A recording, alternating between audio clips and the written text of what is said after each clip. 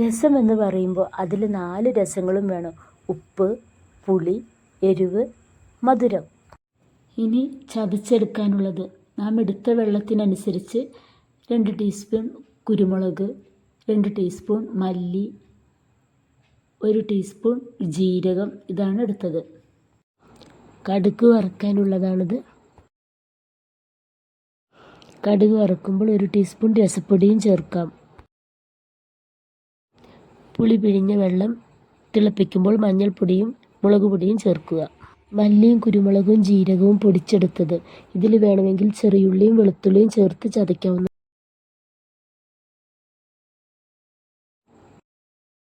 പച്ചമുളക്, കറിവേപ്പില, ചതച്ച വെളുത്തുള്ളി, ചെറിയുള്ളി, കഷ്ണങ്ങളാക്കിയ 3-4 തക്കാളി, മല്ലിയില ആവശ്യത്തിന്. പിഴിഞ്ഞെടുത്ത പുളിവെള്ളത്തിൽ 1/4 ടീസ്പൂൺ മഞ്ഞൾപ്പൊടി, 1/2 ടീസ്പൂൺ മുളക് പൊടി എന്നിവ ചേർത്ത് നന്നായി തിളപ്പിക്കുക.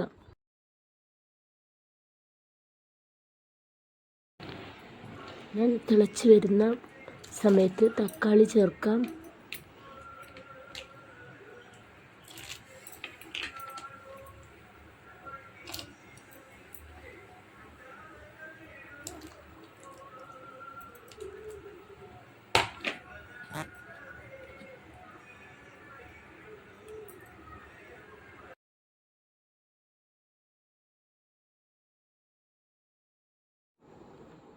അതിലേക്ക് പച്ചമുളക് ചേർത്തു.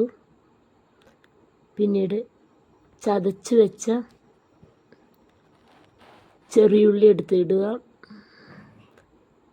അതുപോലെ ചതച്ച വെളുത്തുള്ളി ചേർക്കാം.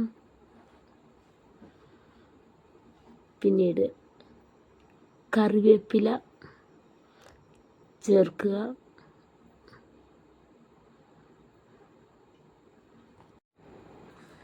അഞ്ച് മിനിറ്റ് നേരം നന്നായിട്ട് വെട്ടിത്തിളക്കട്ടെ. അപ്പോഴതിൻ്റെയൊക്കെ സത്ത് എല്ലാം അതിലേക്ക് ഇറങ്ങും.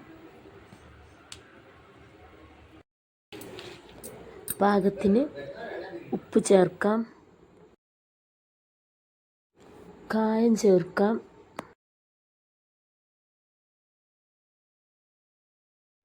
ചതച്ച് വെച്ച കുരുമുളക്, മല്ലി, ജീരകം ഇവ ചേർക്കുക.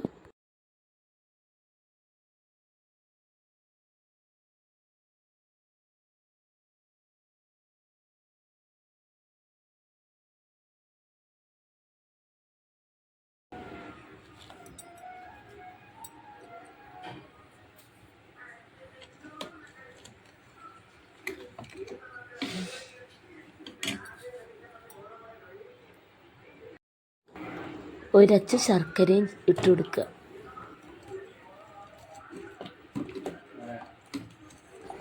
ഒരു 2 മിനിറ്റ് തിളപ്പിക്കുക.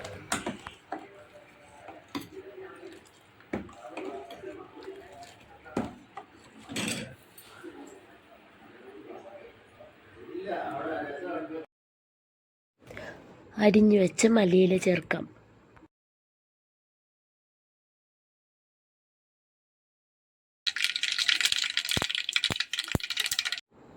ഇനി നമുക്ക് കടുക് വറുക്കാം.